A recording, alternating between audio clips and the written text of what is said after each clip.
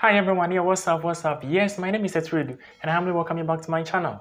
But we are back again with our reaction videos, and today I'm here to serve you with another piece from Kirk, and he calls this one, "There is one simple reason Gen Z cannot buy a home."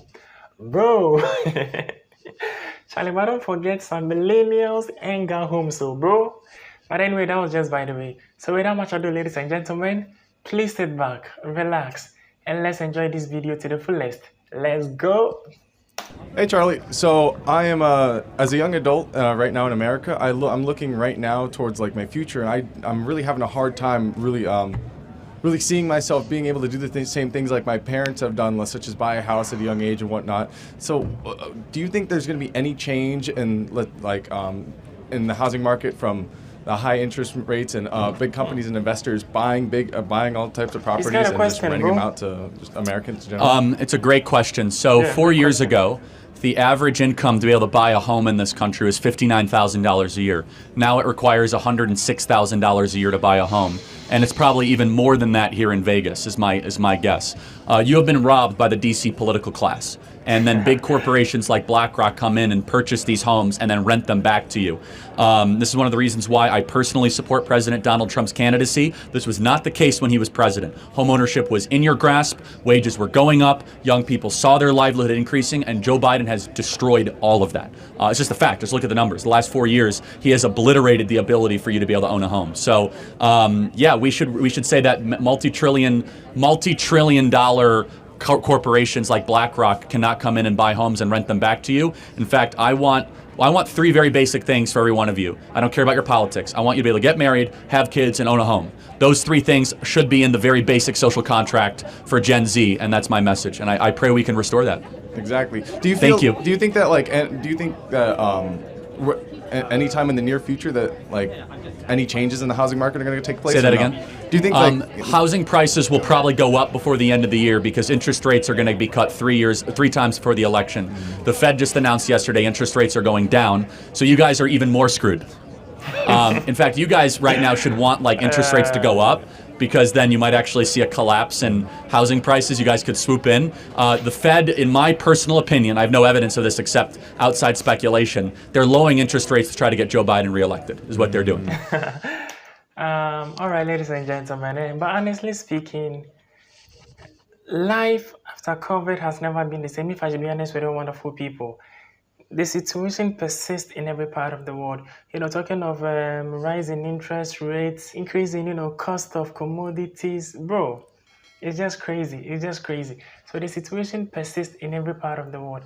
And as Charlie said, yes, I really agree with him when he made mention of the fact that the price or the cost price of homes or the amounts needed for home ownership will be increasing before the year ends.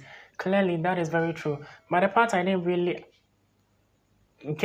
understand, or I didn't really expect him to do, was for him to politicize everything. I love it when people address issues without politicizing the entire thing, bro. There's no need to, do this little comparative analysis by using Donald Trump and Joe Biden. Let's put that aside and address this particular issue without any political lens, because this is an issue affecting us in every part of the world. Trust me, it's not easy to own a home, even in my part of the world, talking of Africa, Ghana to be precise. And putting myself into consideration, like millennials, Gen Zs, bro, it's not easy to afford rent in our part of the world. So the situation persists in every part of the world, as I made mention previously. Now, let me deviate a little to my part of the world. I previously made mention that the life in general has never been the same after the pandemic. But one thing really pisses me to the core. I normally tell my colleagues that Africa, or Ghana to be precise, really benefited from the COVID-19 pandemic than any other nation. That's crazy. The pandemic actually brought the world to a standstill. Businesses were not booming, collapse of businesses here and there.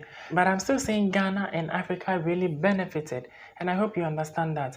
Now, quick one.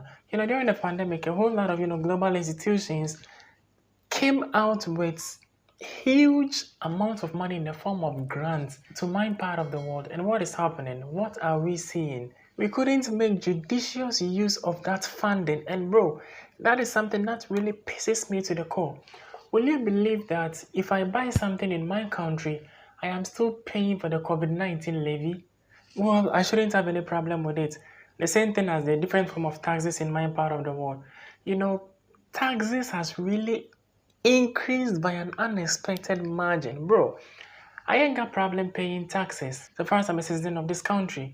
But my problem is I am not seeing what my taxes are being used for.